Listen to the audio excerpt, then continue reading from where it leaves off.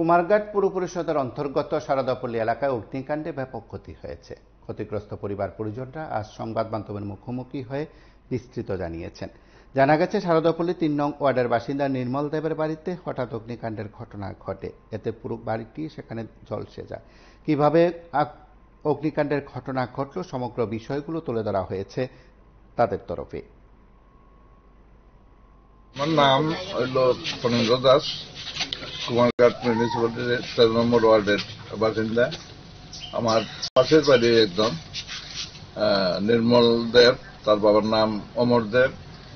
রাত্রে অনুমানিক 10:30 হঠাৎ দেখা গেছে বাড়িতে আগুন লাগছে। আমরা সবাই পাড়া প্রতিবেশী সবাই দৌড়ে আইছে, ছুটে আইছে, কিন্তু আগুন নিয়ন্ত্রণে করা গেছে না। তার ছেলেও বাড়িতে আসছিল না, তার ওয়াইফও বাড়িতে নাই। ঘরে আমরা শুনছি তালা দেওয়া ছিল। প্রত্যেকে আগুন লাগলো, কিভাবে আগুন লাগলো আমরা তখন কিছুই হই না, কিন্তু জলেরও কেন কোনো ব্যবস্থা নাই। তারপরে যা ছিল সমস্ত কিছু একদম সর্বশান্ত হয়ে গেছে। তখন আমরা সারার লোক হিসাবে তার অবস্থা তো আমরা ভালো জানি, একদম নিঃস্ব পরিবার। সরকার যদি করে একটু সাহায্য করে তাহলে হয়তো একটু ওইটাই আমরা সব আবেদন করছি।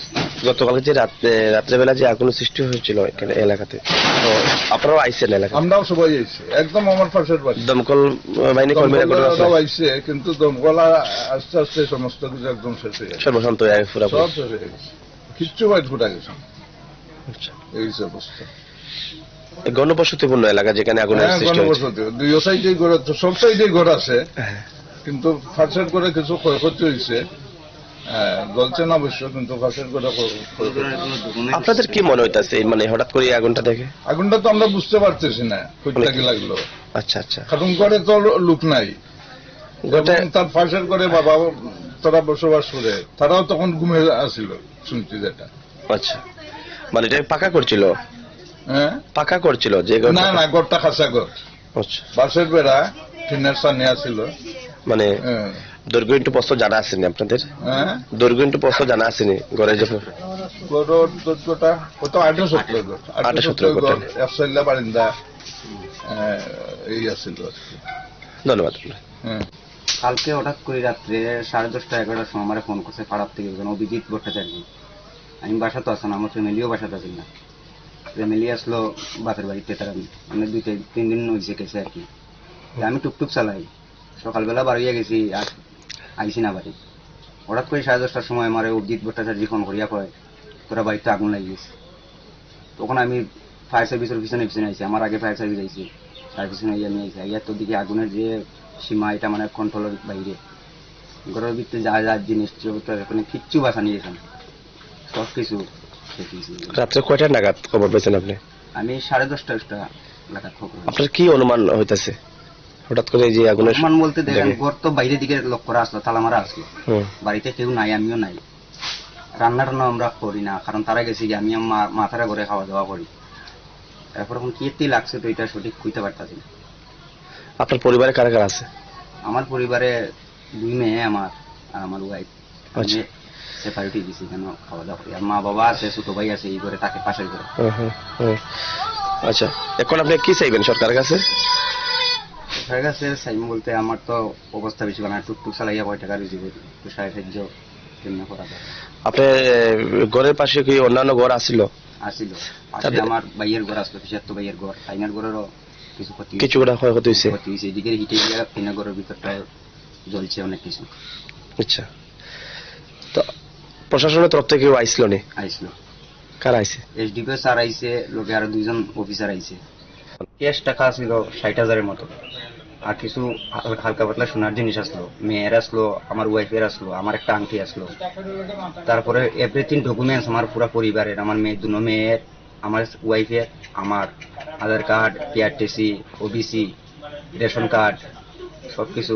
কোনো ডকুমেন্টস কোনো বার করতে পারছি না, কিচ্ছুই বার করা গেছে না ঘর থেকে। আমি শারদাপল্লী 13 নম্বর ওয়ার্ডের বাসিন্দা।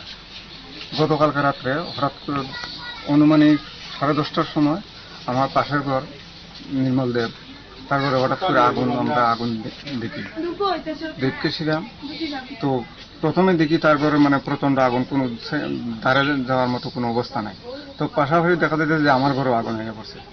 আমার ঘরে আগুন হয়ে পড়ছে, আমার ঘরেরও মানে কি বলতাম 50% উপরে কাগজপত্র, স্কুলে মেয়ে স্কুলে ক্লাস 8-এ পড়ে, মেয়ের বইপত্র সব জ্বলে গেছে। কিছু কাগজপত্র জ্বলছে, জ্বলে সেটা নষ্ট হয়ে গেছে। তো কিছু আমার পাড়া প্রতিবেশী আছে, তারা কিছু কিছু জিনিস বার করছে আর কি। তার নির্মল দেবের ঘর তো একদম পুরা জ্বলে গেছে। আগুনের সূত্রপাতটা কয়টা নাগাদ হয়েছে? অনুমান 10:30। ফায়ার সার্ভিস বা পুলিশের লোকরা আইছে?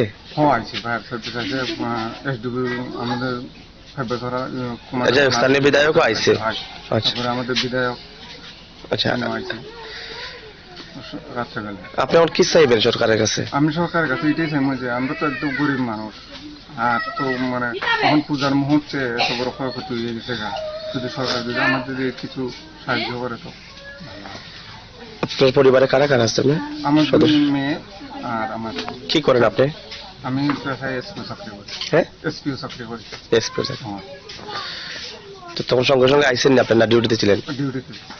কোন থানাতে কর্মরত আপনি? আমি ওখানে বর্তমানে মনোঘাট থানার অধীনে মানে মাসলি এসপি ওখানে আছে। আপনারা শুনলেন সংশ্লিষ্টতার তরফে বক্তব্য। প্রশাসনের তরফে এই পরিবারের পাশে দাঁড়াবে কিনা, প্রশাসন সাহায্য করবে কিনা, বা এই পরিবারটি আবার সে ভাবে যাতে চলতে পারে তার উদ্যোগ গ্রহণ করবে কিনা, বোধহয় সময় বলবে।